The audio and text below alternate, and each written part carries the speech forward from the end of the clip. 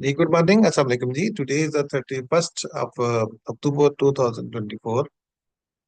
So today I'm going to explain the rubrics of सिप्लिनियम। और ये rubric और ये एक डिजीज के बारे में है। इसकी तो आपको अवेयरनेस देनी है कि ये क्या चीज़ है क्या नहीं है, ठीक है।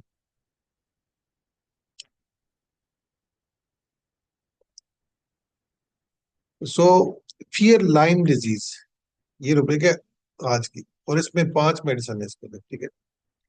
Lime, LYME, Lyme disease. तो ये हमने समझना है कि क्या चीज होती है, इसका मीनिंग क्या है, उसका क्या मतलब क्या है, क्यों ये एक यहाँ पर बताई गई है। तो फियर लाइम डिजीज, ये आपके स्क्रीन पे आ गई है। अब हमने देखना है कि ये जो राइटर ने ये सारी सिर्फ सिंथेसिस रेपर्टरी से ली है हमने, ठीक है। बाकी किसी रेपर्टरी ने ये नहीं दी है लाइम डिजीज के बारे में। अब हम कहते हैं कि what is the Lyme disease, क्या होती है। Fear, as you know, it is the meaning of fear होता है कि ओवर पावरिंग और इरेशनल इमोशंस होते हैं। तो डिजीज, लाइम डिजीज, ये लाइम डिजीज बेसिकली क्या है, इसका सबसे पहले आपको अवेयरनेस होनी चाहिए लाइम डिजीज होती क्या है। लाइम डिजीज स्पेसिफिकली जो होती है स्लो डेवलपिंग क्रॉनिक और ड्रेनिंग सिम्टम्स करती है। ऐसी बीमारी है जो क्रॉनिक से आस्ता आस्ता करती है और ब्रेन से आप बंदे को ड्रेन कर देती है। और ये प्रोग्रेसिव डिजीज होती है, हार्म करती है बॉडी को और इलनेस करती है। और ये मुश्किल से डिटेक्ट होता है इसको। देखिए, आप कोई भी डिजीज है उसके जनरल परसेप्शन जो होती है ना उसके बारे में, पहले तो आप जब भी आप माइंड की रुब्रिक आती है तो उसमें हमने समझना होता है। एक तो डिजीज के बारे में समझना है, दूसरे नंबर पे डिजीज की जो एक जिसको कहते हैं जनरल परसेप्शन क्या होती है। नंबर एक इसके अंदर ये होती है, ये स्लो डेवलपिंग होती है, नंबर वन, आस्ता आस्ता जाती है। दूसरे नंबर पे ये क्रॉनिक में जाती है। तीसरे नंबर पे ड्रेनिंग सिम्टम, यानी आपके सिम्टम जो होती है वो आपको बॉडी को ड्रेन कर रही थी। तीन, उसके अलावा इसका जो इसकी जो इसकी हार्मनेस है ना, जो नुकसान देती है, वो प्रोग्रेसिव नुकसान देती रहती है, नंबर एक। और इसको, इसके अलावा इसकी एक और चीज जो आती है, वो इसको डिटेक्ट करना मुश्किल होता है। इसको डिटेक्ट करना डिफिकल्ट होता है, कैसे पता चलेगा कौन को हार्म कर रहा है। इसके अलावा इसका क्योर भी मुश्किल है। अब देखिए ना, आप जब भी किसी चीज के बारे में आपकी परसेप्शन जब बनती है, फॉर एग्जाम्पल आप कहते हैं यार मुझे सामने मेरा एक शेर है उससे डर लगता है। आप शेर की जो जनरल परसेप्शन वो एकदम से खा जाता है, हमला कर, ये उसकी एक वो होती है। तो उसी वक्त इसी तरह मुख्तलिफ चीजों की आपकी जब उसकी परसेप्शन जो होती है, होती है कि ये बंदा करेगा क्या। फॉर एग्जाम्पल आप कहते हैं यार ये माउस है, लेट्स सी, ठीक है ना। आप कहते हैं यार इससे मुझे डर लगता है। फॉर एग्जाम्पल कहते हैं यार इसको जब हाथ लगाऊंगा तो इसके साथ कांटे हैं, मिसाल देता हूँ मैं, कांटे हैं नहीं है लेकिन कांटे हैं। तो आप कहते हैं ये चुभन होगी, तो आपको उतना ही डर लगेगा। तो उसके मुताबिक आपकी बॉडी रिस्पॉन्ड करती है। तो इसमें क्या चीजें, 5 चीजें इसके अंदर आती हैं। एक नंबर एक चीज आती है, वो क्या आती है कि ये डिजीज होती है वो स्लो डेवलपिंग, आस्ता आस्ता आपको नुकसान देती है। अब कोई बंदा ऐसा बंदा है जो आपको ग्रेजुअली नुकसान दे रहा है, नंबर एक। आपकी आस्ता आस्ता ताकत को, चीजों को, मसाइल को कम कर रहा है। और वो आपके अंदर जाके बैठ के क्रॉनिक अंदर जाके बैठ के।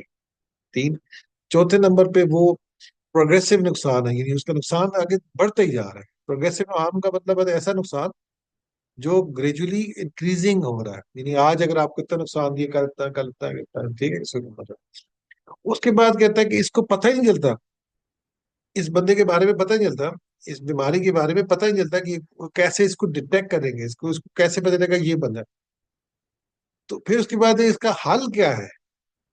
अब वो आपके जब अंदर बैठ जाता है तो उसका हल कोई नहीं है। यानी अगर आपको बीमारी आ जाती है, इसी तरह आप उसको रिप्रेजेंट कर सकते हैं अपना उस वाले से, क्या कहते हैं, मेटाफॉर के तौर पे।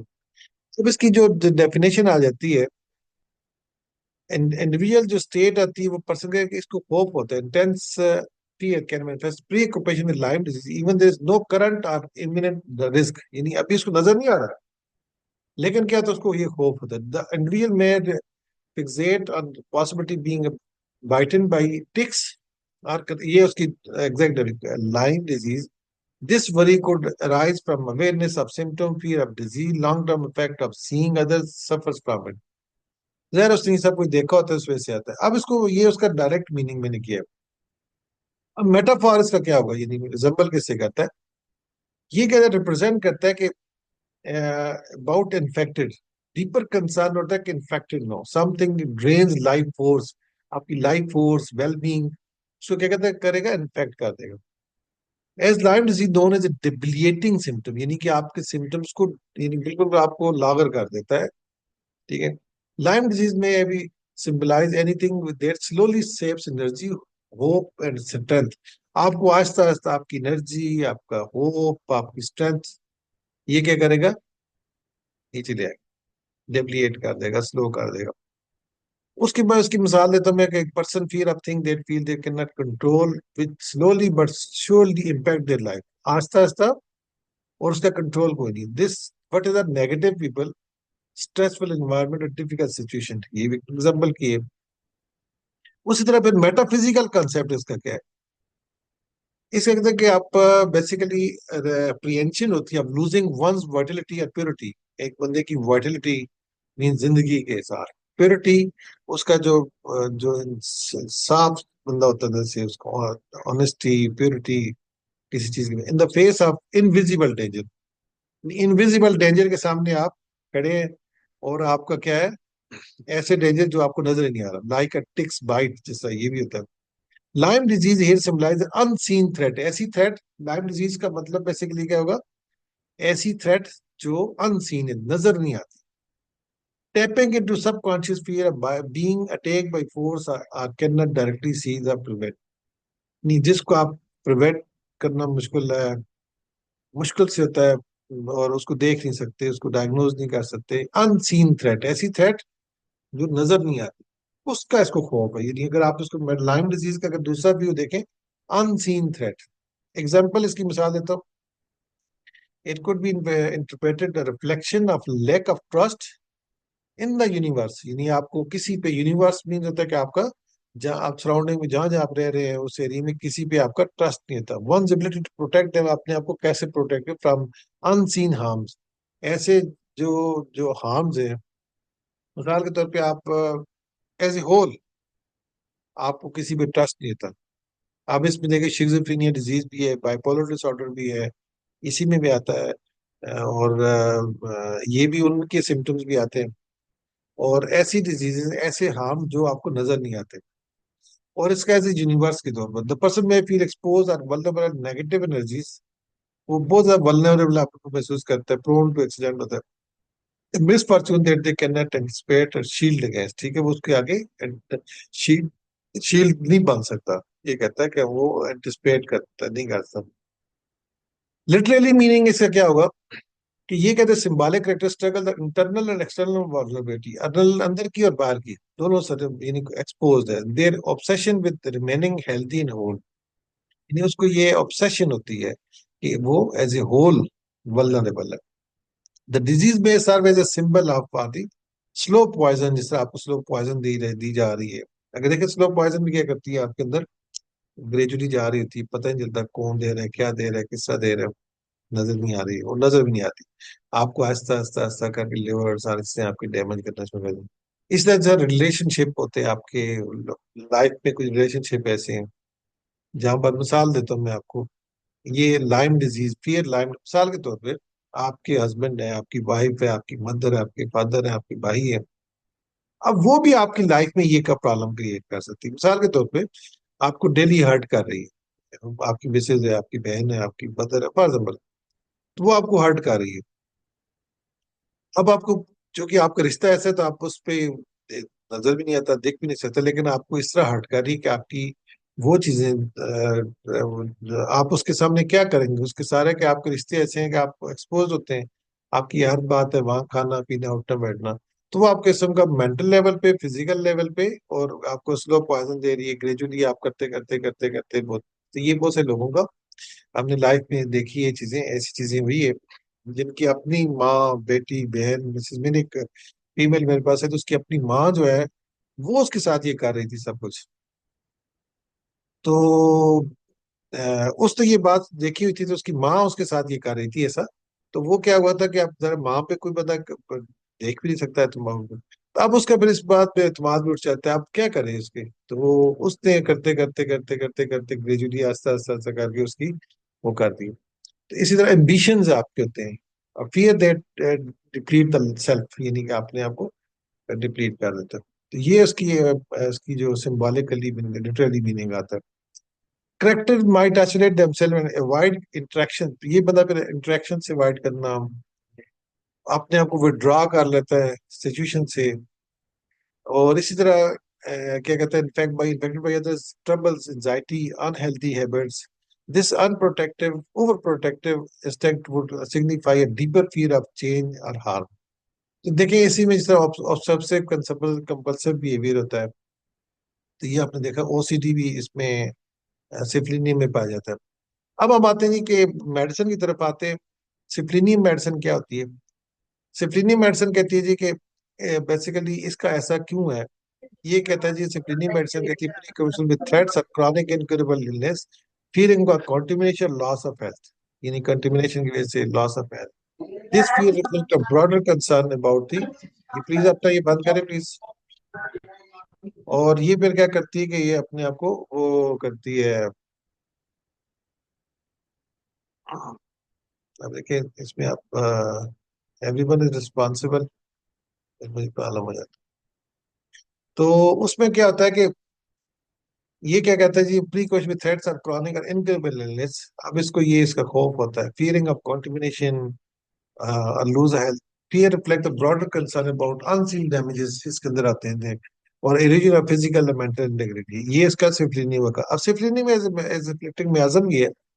इसके अगर आप देखें तो इसके अंदर आप जब जाते हैं, deep rooted fear of hereditary incurable disease, आपकी हेरिडिटरी इनक्योरेबल डिजीज होती है, especially those caused by debilitation, decay, debiliation, disfigurement, ये इसके अंदर हो जाती है। This fear resonates with the essence of syphilitic miasm, dread of corruption, contamination, irreversible harm.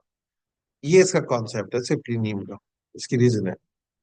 उसके बाद आर्सेनिक एल्बम के अंदर आप जाते हैं तो उसका क्या, इसका मतलब सबसे बड़ी इनसिक्योरिटी होती है इसके अंदर। इसके अंदर भी इन्फेक्शन और कंसर्निंग क्रॉनिक इलनेस, फिर जर्म्स, और इसके अंदर भी ओसीडी होता है, कंटेमिनेशन।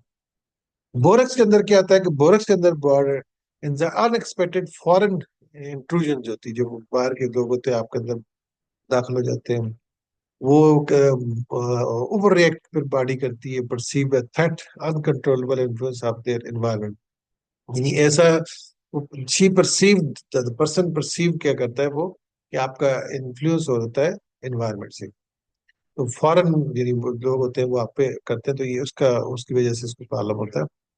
उसके बाद क्लिकेरिया का आपके अंदर क्या रीजन होती है, इसके अंदर 5 मेडिसिन बताई थी। क्लिकेरिया का आप जो है, इसकी फिजिकल वल्नरेबिलिटी होती है, पर्टिकुलरली डेंजरस डिजेनरेटिव और प्रोग्रेसिव डिजीज, यानी ऐसी और प्रोग्रेसिव और डिजेनरेटिव डिजीज होती है।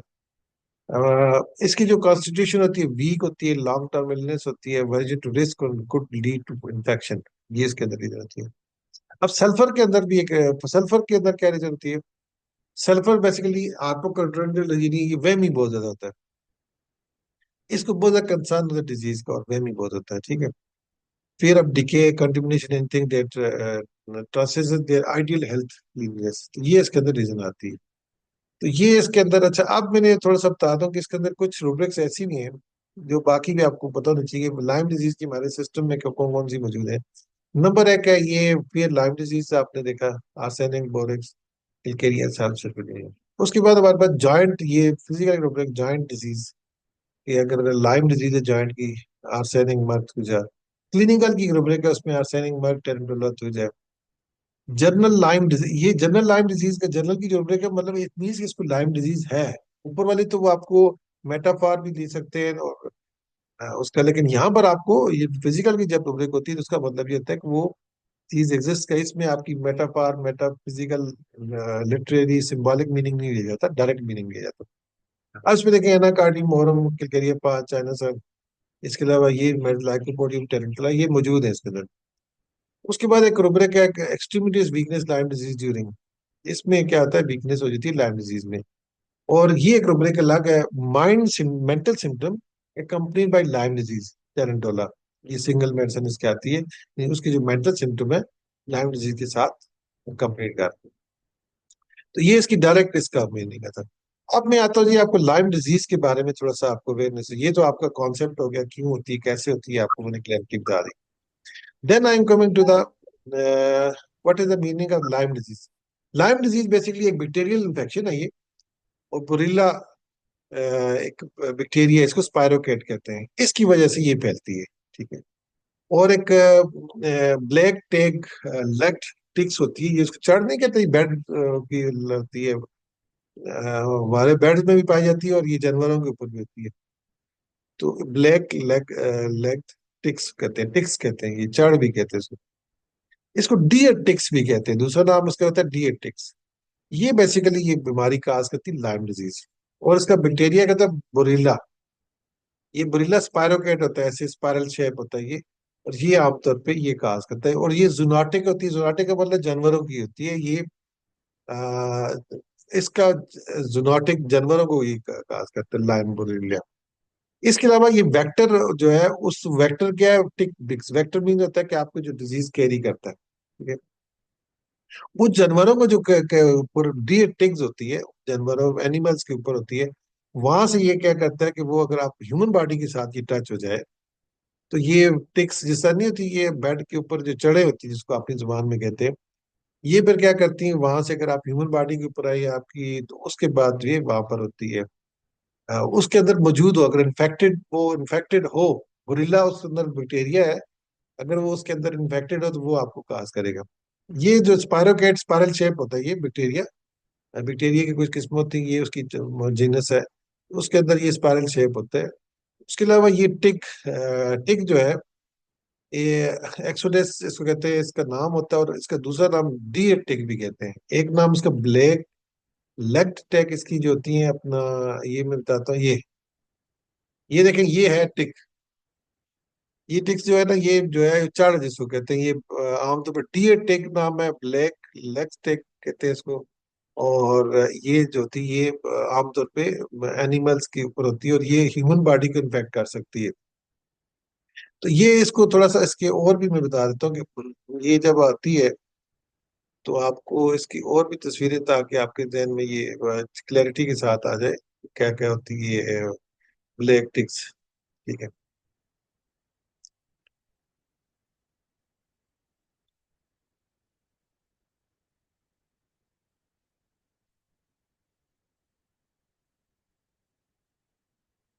ये जो ब्लैक टिक टिक है ना, इसको कहते हैं अपना डी टिक भी, ब्लैक टिक। इसकी आपको मुख्तलिफ किस्म की देखें तो अपना ब्लैक लेग्ड टिक, लेग टिक्स, ये इसको चार भी कहते हैं, इसको डियर टैग भी कहते हैं, डियर टिक्स। ये आमतौर पे क्या करती है, इसकी होती है तीन मुख्तलिफ किस्म की आपको इसकी शेप्स आती है, यहाँ पर अगर आप देखें तो मुख्तलिफ जगह होती है, ये इसका इसका मुख्तलिफ बहुत छोटी छोटी होती है, इसका अगर खुदा ना खासा किसी को इन्फेक्ट कर जाती है, आमतौर पे इसमें प्रिकॉशन ये होती है कि जिस एरिया में ये पाई जाती है वहां पर आपको स्पेशली आपने करना होता है, एहतियात करनी होती है कि आपने वहां पर आपके कवर एरिया हो सारा, ताकि वो इन्फेक्शन ना काज करे, फिर उन जगहों पे स्प्रे करना, ये छोटी छोटी इंपॉर्टेंट बातें आती हैं। अब ये देखें ना, ये जिस्म पे अगर आप देखें तो यहाँ पर अगर आप देखें तो ये इसने आके आग लगी, इसका तरीका आ जाता है, अगर आपको लग गई तो फौरन इसको आपको वो अगर नजर आ गई, इसको फील नहीं होता इतना, इतनी वो फील ही नहीं होती, तो उसको आप उसको हटा भी सकते हैं। देखें साइज इसका कितना छोटा सा होता है, वो भी आपको बताता हूँ कि इसका साइज इतना छोटा सा होता है, ये अगर आप देखें नेल के ऊपर रखी, इतनी छोटी सी ये बैठी हुई है। ठीक है। अगर नेल के ऊपर देखें, यहाँ पर देखें, ये अगर आप देखें तो इस पे नजर आ रही है, इतना स्मॉल साइज भी है, बड़ा साइज भी होता है, इसके छोटे छोटे साइज होते हैं। ये क्या करती है कि आपको वो जाके करती है। तो इसके बाद इसके जो सिम्टम्स होते हैं ना, वो क्या डिसअपीयर होते हैं, इस किस्म के ये स्कार पैदा करती है। ये देखिए आपको स्कार नजर आ रहे हैं आपको, ये अगर आप देखें तो आपको नजर आएंगे कि ये स्कार पैदा करती है, इस किस्म के ये बुल्स आइज रेशेस का स्कार करती है, जब जहां पर लगती है ना, तो ये बुल्स आइज रेशेस, शू शू में आपको इस किस्म के रेशेस नजर आएंगे। ये देखें, इनको बुल्स आइज रेशेस भी कहते हैं। ये स्प्रेड ग्रेजुअली ये बड़े होते जाते हैं, ये पहले छोटे होते हैं, इतने होते हैं। ये अगर आप नजर आए तो पहले छोटे छोटे होते हैं, ठीक है। तो अगर आप ये छोटे छोटे हैं, फिर उसके बाद आस्ते आस्ते ये बड़े होना शुरू हो जाते हैं। इनको बुल्स आइज रेशेस कहते हैं। तो ये इस किस्म के रेशेस बनना, ये एक one of the symptom of इसका है। ये अब होते होते थे। तो ये फिर आगे क्या करती है, अब आपको मैं मजीद बताता हूँ। जब यहाँ पर आती है तो क्या क्या सिम्टम जनरेट करेगी आपके पास, क्योंकि आपको डिजीज के बारे में अवेयरनेस भी पूरे में पूरा होना चाहिए कि ये क्या क्या पॉसिबल सिम्टम होते हैं इसके। तो किधर चला गया। अब यहाँ पर आपको क्या हुआ कि इसकी अगर आप डेफिनेशन क्या, लाइम डिजीज होती है ये बेसिकली क्या है, बैक्टीरियल इन्फेक्शन इन्फेक्शन काज करती है, स्किन पे रैशेस करती है, फिर उसके बाद जॉइंट हार्ट नर्वस सिस्टम, और करते करते लोकलाइज से डिसेमिनेटेड लेट फिर करती है। और इसके सिम्टम बहुत कई दफा इतने होते हैं कि पता ही नहीं चलता। इसके अंदर का रीजन बता दिया, ये बैक्टीरिया जो काज करता है। फिर उसके बाद इसके सिम्टम्स कैसे हमें पता चलेगा। अर्ली सिम्टम 3 to 30 डेज के अंदर आफ्टर टिक्स बाइट जब करती है, एक वो सिम्टम होते हैं। फिर उसके बाद उसमें ना क्या रथमा, ये इसको बुल्स आइज ये वाले भी बता दिए। सर्कुलर रेशेस होते हैं इसके पहले, ये अर्ली सिम्टम है, ठीक है। इसको कहते हैं रथमा मिग्रेन्स, ठीक है, माइग्रेन्स कहते हैं, रेश होते हैं। ईएम से ये होता है bull's eye shape circular red number है। उसके बाद जब ये होता है फिर fever, chills, fatigue, headache, muscles and joint, swollen lymph node, ये शुरू हो जाएंगे अर्ली। उसके बाद early disability symptom days to week after bite, multiple EM rashes, फिर उसके बाद वो रैशेस बढ़ना शुरू हो जाएंगे डिफरेंट बॉडीज में। फिर उसके बाद नेरोलॉजिकल सिम्टम, फर्स्ट में बेल्स पाल्सी नहीं होता, ये लकवा हो जाना, मेनिंजाइटिस हो जाना, मेनिंजेस की इंफेक्शन कहते हैं, एंसेफेलाइटिस ये हो जाना, ब्रेन का जो इश्यू होता है। उसके बाद हार्ट पल्पिटेशन हो जाना, इरेगुलर हार्ट रिदम, लाइम कैंडाइटिस भी कहते हैं इसको। लेट स्टेजेस में क्या पॉसिबिलिटी थी, जब लेट आना चाहिए मंथ्स के बाद या ईयर्स के 2 years। सीवियर अर्थराइटिस, जोड़ों में बहुत, but large joint specially knee. Chronic neurological symptom like neuropathy, cognitive impairment, यानी कि आपकी समझ बूझ का जो होता है वो असर हो जाना, स्लीप इश्यूज आ जाते हैं। अब आपके पैथोलॉजिकल सिम्टम जो होते हैं, ये जो डिफेंस सिस्टम को कहते हैं कि विच कंफ्यूज द डिफेंस सिस्टम को कंफ्यूज करती है बेसिकली, ठीक है। तो ये करती है। उसके बाद जो करती है, अ, बाकी तो आपने देख लिए। पैथोफिजियोलॉजी भी इसकी होती है, इन्फ्लेमेशन करती है इम्यून रिस्पांस को, बेसिकली उसकी inflammation result from immune response होता है। इसमें ब्लड स्ट्रीम जो होती है उसमें कहते हैं कि दे सपायरोकेट जो होता है ब्लड स्ट्रीम में चला जाता है, और फिर टिश्यूज में चला जाता है, इन्फ्लेमेटरी रिस्पांस और डैमेजेस करता है। अनट्रीटेड होती है, अगर आप अनट्रीटेड छोड़ दे लॉन्ग टर्म के लिए, तो ये फिर क्या करती है, डैमेजेस करती है, टिश्यूज को डैमेज करती है, नर्वस सिस्टम को डैमेज करती है, जॉइंट्स को करती है, हार्ट को करती है। इसके लिए डायग्नोज हम कैसे करेंगे। पहली बात है कि अगर आपको शुरू में पता चलता है तो आप उसको ना किसी चीज के जरिए तो निकालें। बाकी जो प्रोटोकॉल एलोपैथी में, तो उसके शुरू में आपकी एक प्रोटोकॉल एंटीबायोटिक है, स्पेसिफिक ट्रीटमेंट आ जाता है। तो हमारे पास हम उसको कैसे देखते हैं, अर्ली स्टेज में आप ऑब्जर्वेशन करने के बाद तो डायग्नोसिस तक जब जाते हैं तो आपको क्या कहता है, एक लीजा टेस्ट होता है। उसमें एलाइजा टेस्ट में आप देखते हैं कि आपको उसके अंदर एंटीबॉडी ब्लड के अंदर भी देख सकते हैं, और फिर उसके बाद फिर उसके क्या कहते हैं, जो स्पाइनल फ्लूइड अगर लेते हैं वहां से भी मेनिंजाइटिस का वहां देख सकते हैं। पीसीआर टेस्ट होता है इसका, वो भी अब कर सकते हैं। तो ये उसके डायग्नोसिस टेस्ट और बड़े मुश्किल और महंगे टेस्ट होते हैं, ये बता।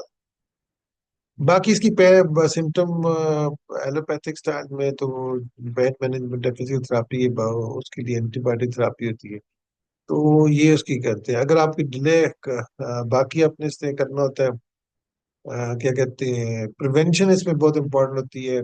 सबसे ज्यादा देखिए, आपको अगर आपको as a doctor, as a physician, as a homeopath आपको डिजीज के बारे में अवेयरनेस होगी तभी आप पहली बात है कि आपको प्रिवेंटिव की तरफ बहुत ज्यादा जाना पड़ेगा। ट्रीटमेंट तो अपनी जगह है, ताकि बाकी लोग सफर न हो। अगर आप डायग्नोज अच्छी तरह कर लेते हैं, आपको पता चल जाता है, तो आप डायग्नोज करेंगे तो प्रिवेंटिव मेजर लेंगे।